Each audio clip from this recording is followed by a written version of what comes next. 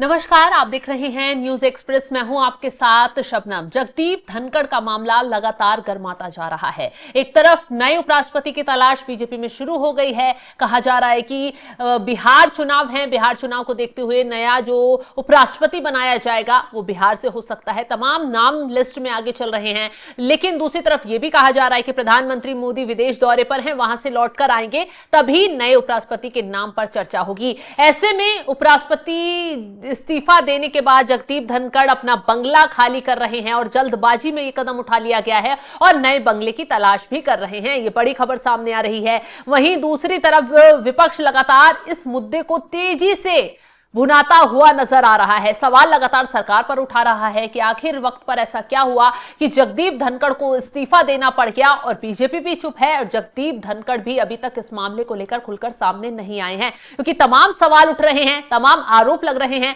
लेकिन दोनों ही तरफ से चुप्पी क्यों साध ली गई है। माना जा रहा है कि अब प्रधानमंत्री मोदी के विदेश यात्रा से लौटने के बाद नए उपराष्ट्रपति के नाम की घोषणा हो जाएगी। धनखड़ के लिए सरकारी अधिकारी टाइप 8 बंगले की तलाश कर रहे हैं। उनका अचानक इस्तीफा इस बात के संकेत देता है कि उनके पास कोई भी विकल्प नहीं बचा था, क्योंकि सरकार जस्टिस यशवंत वर्मा के खिलाफ लाए गए विपक्ष के प्रस्ताव को स्वीकारने के अगले दिन अविश्वास प्रस्ताव लाने की तैयारी कर रही थी। ऐसी रिपोर्ट खुलकर सामने आ रही है, क्योंकि जिस तरीके से धनखड़ ने विपक्ष की तरफ रुख दिखाया, यह सत्ता पक्ष को पसंद नहीं आया और जगदीप धनखड़ के खिलाफ ही अविश्वास प्रस्ताव लाने की तैयारी की जा रही थी। अगर ऐसा होता तो धनखड़ के खिलाफ अविश्वास प्रस्ताव आसानी से पास हो जाता, क्योंकि एनडीए के पास जरूरी आंकड़े हैं।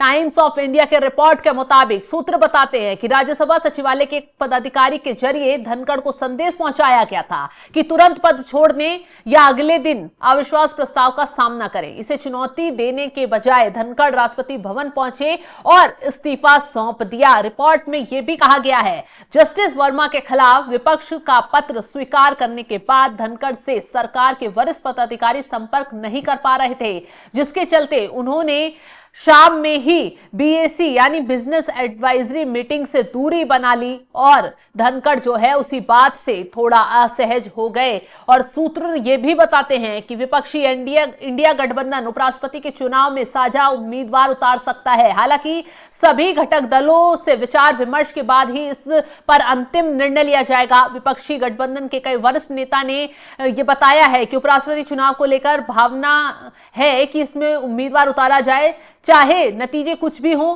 क्योंकि ऐसा करने से राजनीतिक संदेश जाएगा। जगदीप धनखड़ ने स्वास्थ्य कारणों का हवाला देते हुए अपना इस्तीफा दे दिया था। अब कयास ये लगाए जा रहे हैं कि मोदी उनसे नाराज चल रहे थे, नड्डा उनसे नाराज चल रहे थे, तमाम बीजेपी के बड़े लीडर जो हैं धनखड़ से नाराज चल रहे थे और उन्हें पद से हटाने की लगभग तैयारी कर ली गई थी, मैसेज भिजवा दिया गया था। लेकिन ऐसे में जगदीप धनखड़ ने अविश्वास प्रस्ताव से उन्हें हटाया जाता या फिर एक गलत मैसेज जाता तो उससे पहले खुद ही इस्तीफा लेकर राष्ट्रपति के पास पहुंच गए और यही वजह है कि राष्ट्रपति ने भी उनका इस्तीफा स्वीकार कर लिया। अगर नाराजगी नहीं होती, धनखड़ अगर बीजेपी चाहती कि धनखड़ पद पर ही बने रहें तो शायद उन्हें मनाने की कोशिश की जाती, उनका इस्तीफा जो है स्वीकार नहीं करवाया जाता। बावजूद उसके भी जब उनका इस्तीफा स्वीकार हुआ और अटकलें तेज हुई तो ये साफ हो गया कि कुछ तो अंदर खाने चल रहा था। और अब निकलकर रिपोर्ट के मुताबिक यही दावा किया जा रहा है कि जगदीप धनखड़ को जो है जज के खिलाफ जो